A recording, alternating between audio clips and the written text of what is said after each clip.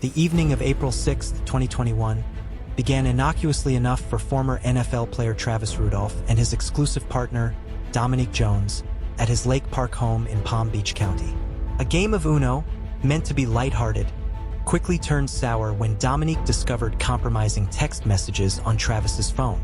Hurt and angered, she lashed out, damaging his PlayStation and exchanging heated insults with him. The dispute spilled into the front yard, where Dominique threatened to call her brother, Kayshawn, to harm Travis. Travis dismissed the threat, and Dominique eventually left. However, around midnight on April 7th, the Rudolph residence was shaken by loud banging. Security footage captured 4 men, including Dominique's brother Kayshawn Jones, along with Sebastian Jean-Jacques, Tyler Robinson, and Christopher Lowe, at the front door. A physical altercation ensued between the intruders and Travis and his brother, Daryl. Travis retreated inside, emerging moments later armed with an AR-15 rifle. As Kayshawn and his companions fled in their vehicle, Travis fired a barrage of shots.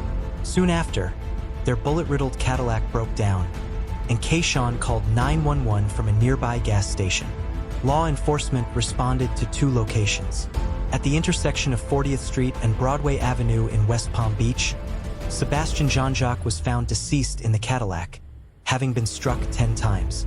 At the Rudolph home, Tyler Robinson was found critically injured and transported to St. Mary's Medical Center. Police quickly connected the shootings. Kayshawn informed officers his sister had recounted her fight with Travis, leading them to decide to talk to him. The men claimed they were unarmed and that Travis and his brother initiated the physical fight, with Travis opening fire as they tried to leave. While Travis's family declined formal statements, his mother briefly indicated self-defense. A neighbor corroborated parts of the account, leading to Travis Rudolph's swift arrest and charges of first-degree murder and attempted first-degree murder.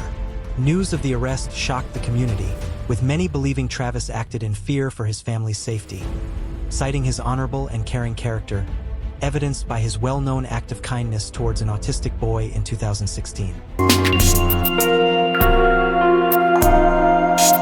Authorities asserted a strong case against Travis Rudolph, portraying him as the aggressor. They argued he fired 39 rounds at the fleeing vehicle, causing Sebastian Jean-Jacques' death and shooting Tyler Robinson in the back, demonstrating excessive force.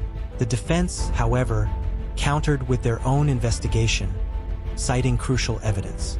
They introduced a text message from Dominique Jones to Kayshawn where he responded, "Travis is a dead man walking," after she told him Travis had thrown her to the ground. Dominique then urged Kayshawn to shoot his shit up.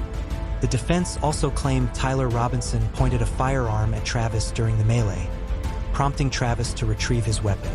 Robinson later admitted to bringing a gun, which police found discarded. Forensic pathologist Dr. John Maricini's opinion that Sebastian Jean-Jacques' hand was positioned as if holding a gun when he died further supported the defense's argument for justified lethal force due to fear for his and his family's safety. On August 18, 2021, Travis's defense team filed a motion to dismiss all charges, citing immunity under Florida's Stand Your Ground law. However, on March 15, 2022, Judge Gillen denied the motion, ruling that the 4 men were retreating when Travis fired, and deadly force was not reasonably necessary. Despite this, the defense could still invoke Stand Your Ground at trial. Travis was later released on a $160,000 cash bond, placed under house arrest. The trial began on May 24, 2023. The prosecution's opening statement emphasized that murder begins when self-defense ends, arguing Travis pursued and fired 39 times into a departing vehicle, acting on the offense, not defense. The defense countered with "Hell hath no fury like a woman scorned," asserting Dominique's rage initiated the events that compelled Travis to act in self-defense during a large brawl where he was attacked. Dominique Jones's testimony proved challenging for the defense attorney, who employed a deconstructive cross-examination strategy to undermine her credibility. Questions about Travis's rehab, his financial support, and her undisclosed marriage to another man while dating Travis revealed inconsistencies. She admitted to initially sending a friend to turn in her phone to police and to deleting text messages, including the "shoot his shit up" message. After the shooting, explaining she realized how bad they looked. The lead detective, Emily Vanderlaan, also faced scrutiny from the defense. Attorney Mark Scheiner questioned the thoroughness of her investigation, pointing to signs that the four men intended harm and arguing for a premature arrest.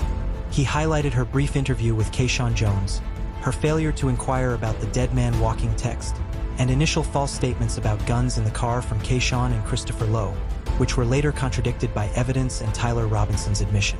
Scheiner suggested her probable cause was merely opinion and challenged her terminology, arguing Travis was arrested, not merely detained.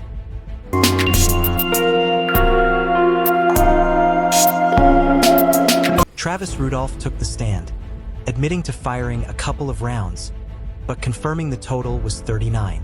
He justified his actions by stating he saw two firearms pointed at him and his brother, maintaining he and his brother were in immediate danger. He explained his continued firing by saying the car appeared to be heading towards them without lights, raising suspicion, and then firearms were pointed at them. In their closing argument, the prosecution asserted the video evidence does not lie, claiming Travis moved forward and began shooting after the vehicle was retreating, effectively acting as judge, jury, and executioner. The defense, once again invoking "hell hath no fury like a woman scorned," criticized the prosecution's neglect of key facts and witness testimonies.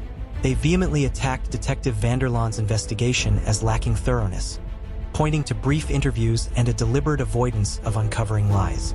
They argued the video did not show the full story and highlighted hundreds of conflicts and reasonable doubts, urging the jury to consider whether the prosecution had proven beyond a reasonable doubt that Mr. Rudolph was not acting in self-defense. After deliberation, the jury returned with a verdict of not guilty on all 4 counts of first-degree murder and attempted first-degree murder, and the jury was polled to confirm their individual agreement with the verdict.